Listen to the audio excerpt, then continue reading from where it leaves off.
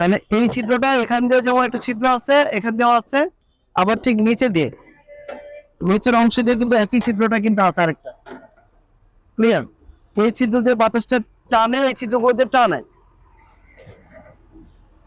আর সামনে দিয়ে কি করে সরবরাহ করে, কিছু বাতাস এখান থেকে সরবরাহ করে নিচে চলে আসে, আবার পুনরায় রিটার্ন চলে যায়, আবার আসে, আবার চলে যায়।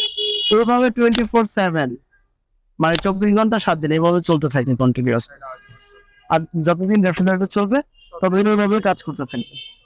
এখন তোমাদের এই জিনিসগুলো দেখানোর উদ্দেশ্য হলো এইটা, যে তোমাদের ব্রেনের ভিতরে একটা প্রতিচ্ছবি তৈরি করা, তোমাদের কল্পনা শক্তিতে একটা প্রতিচ্ছবি তৈরি করা, যে তোমরা রেফ্রিজারেটরের ভিতরে আসলে কি আছে, ডিজাইনটা কেমন, সেটা যদি তোমরা জানো তাহলে তোমরা এটা করতে পারবা যে এটার প্রবলেমটা কি আর সলভ কিভাবে করতে হবে।